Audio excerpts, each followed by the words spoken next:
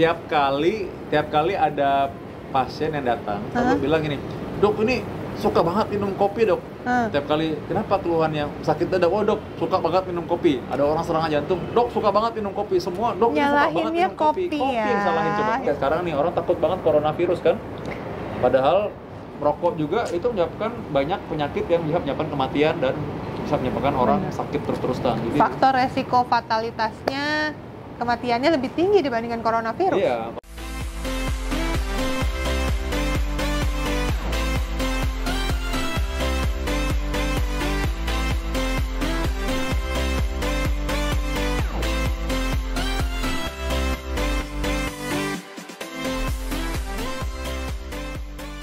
Halo Sobat Dr. Vito, kembali di YouTube channel dan kali ini ada Dr. Reza Broto Asmoro. Hai dok. Halo. Ini adalah teman sekolah saya. Yeah. Sama-sama rekan seperjuangan di UPH. Kita ketemu lagi. Akhirnya kita ketemu dan memang kita sama-sama sekarang bergerak untuk memberikan edukasi buat masyarakat. Malah sekarang beliau jadi senior saya nih. Lebih dulu ya memberikan edukasi buat masyarakat ya. Dr. Reza ini. Dr. Reza, gimana Dr. Reza? Dari Dr. Reza, kalau dari dulu sampai sekarang, apa sih yang beda? Apanya nih? Mengenai kesehatan. Masyarakat yang senang akan berita-berita hoax. Oh, iya dari dulu sampai sekarang yang namanya mitos itu kayaknya kuat banget di Indonesia ya. Kayaknya semua masyarakat tuh masih percaya banget sama apa kata orang, apalagi kalau kata orang tua atau kata tetangga. Dan yang susah banget dilawan adalah zaman sekarang mitosnya tuh gampang banget beredar di WhatsApp grup, di sosial media. Aduh, itu jadi banyak banget hoax-hoax kesehatan. Dan bedanya sekarang lebih kritis. Kalau zaman dulu kan ngomonginnya soal hal-hal yang basic gitu ya. Zaman sekarang tuh malah ngomonginnya yang lebih dalam. Terus kesannya dibuat seolah-olah ini pernyataan profesor, dokter dan lain-lain. Panjang, pakai nyatut-nyatut. Ya? Iya, pakai nama aku aja sering. Padahal bukan. Padahal apa nih kapan aku nulisnya gitu kan. Aku udah pernah lihat ya, hoax itu dibilang katanya kalau seorang itu tiap hari mandi keseringan nggak boleh. Katanya Dr. Reza, bener? Jangan dong. Aduh, pusing ya. Nah, kalau orang pada jamuran aku yang disalahin.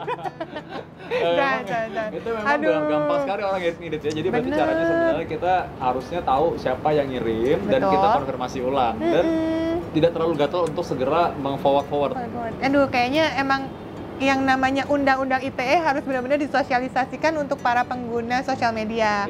Karena kan menyebar hoax itu sekarang udah ada hukumannya, ada pasalnya. Ada hukumannya? Jadi kalau kita nggak bisa mempertanggungjawabkan apa yang kita kirim ke orang lain dan itu ternyata hoax, hati-hati, bisa sampai di penjara loh. Iya, amit-amit ya. Makanya kalau kita hati-hati banget ya. Nah sekarang supaya sobat-sobat Dr. Vito semua bisa berhati-hati, kita akan bahas mengenai mitos dan fakta mengenai kesehatan yang sering sekali dibahas di WhatsApp dan media sosial. Ini dia. Coba kita bahas satu-satu.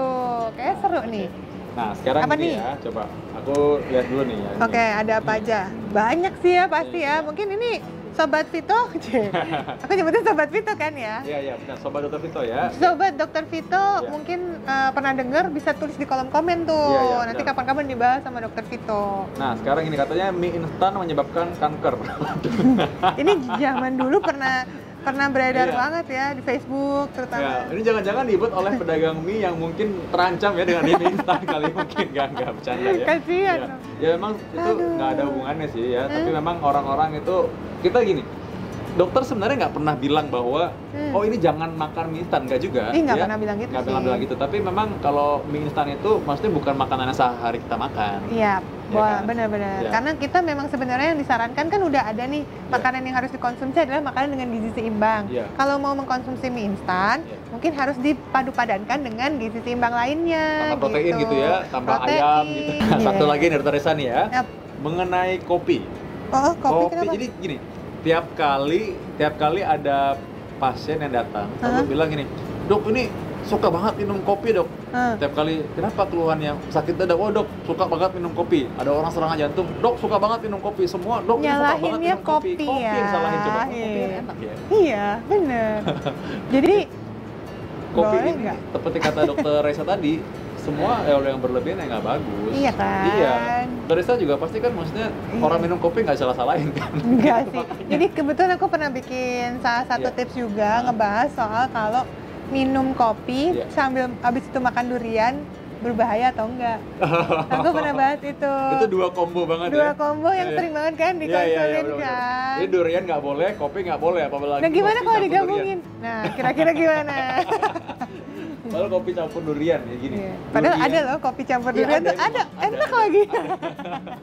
Jadi kalau boleh kalian ada punyanya Webster nih. Bro Webster ya, dia punya kopi keren namanya tuh kopi campur durian. Iya benar. Nah, sebenarnya apa? Tahu juga ya? Nah, kalau kita tahu rasanya enak berarti kita pernah cobain. Dan kita masih di sini ya, thank God ya sekarang ya. Durian itu memang kalau kita makan 2 butir sama kayak makan 1 piring nasi. Kalorinya gede banget. Jadi memang jadi durian itu bukan buat dimakan dengan yang lain ya. Sebenarnya durian itu ya udah kalau dimakan itu artinya untuk sebagai cemilan ya boleh lah. Ekstra ya. Sekali-sekali lagi lebaran, lagi Natalan boleh lah. Tapi nggak untuk setiap minggu, setiap hari makan itu. Kalau lagi kumpul ke rumah Dokter Resa ada acara boleh. Dan nggak satu durian dihabisin sendiri kan. Juga. Apalagi sebenarnya advice saya gini sih, kalau makan durian itu ingat ya, jangan pakai kulitnya. Keselak dong nanti ya kan. Aduh. Dan advice saya satu lagi, makanya yang tadi kalau makan durian nggak boleh sendirian. Iya harus bagi-bagi ya. Bagi-bagi sama yang lain. Itu salah satu trik bener loh. Jadi gini, kalau aku pesen durian memang sengaja ngajak banyak orang. Supaya apa? Kita nggak ngabisin sendiri. Iya benar. Iya, jadi akhirnya kalau kita mau nambah ya udah habis. Nggak enak nih sungkan sama yang lain kan bagi-bagi. Ternyata aku udah sefrekuensi nih. Caranya sama ya berarti ya.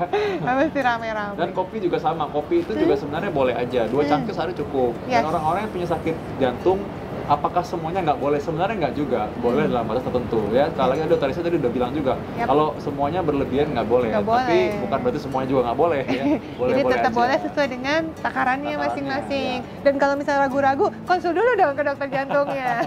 Iya, maka dengerin YouTube-nya Dokter Risa juga ya. Ada informasi mengenai kopi juga ada. YouTube channel aku Risa Broto Asmoro, jadi mampir-mampir ya. Nah, coba. Di sini ya. Iya, sebenarnya. Nanti tulisannya ingat loh ditulisannya. Nanti ngedit udah gini-gini. Nggak ada lagi. Nggak ada lagi, ya udahlah. Iya, oke, itu kopi sama durian udah kita bantah nih. Iya.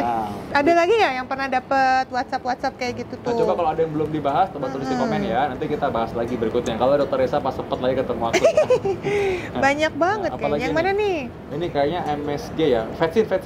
Iya, Vetsin tuh merek. Iya. MSG mana? MSG mana? Nah, MSG itu katanya bikin lemot katanya. Jadi, waduh, gitu ya. MSG bikin itu, jadi bikin itu sebenarnya kepanjangannya MSG monosodium glutamat. Yes. Nah, itu kan dipakai sebagai penyedap masakan. Ya, sekali lagi itu bukan bikin lemot, karena pernah lihat nggak sih Dokter Risa kalau orang pesen, jangan pakai MSG ya, jangan pakai itu ya gitu ya. Dan mereka selalu kayak takut gitu kan. Takut banget, itu kayak momok yang udah dibikin dari zaman dulu sampai kita punya generasi buat generasi kita, generasi micin.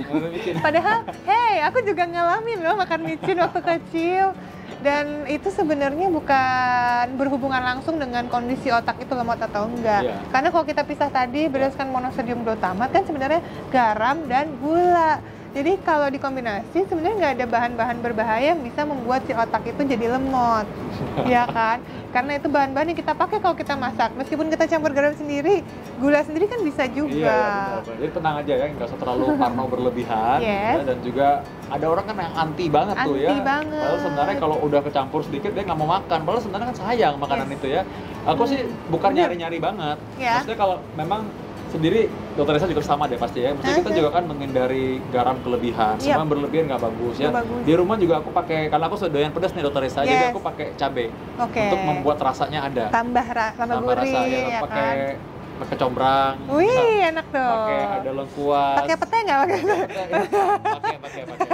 Pete itu berbahaya buat orang yang menghirup. Suka pete?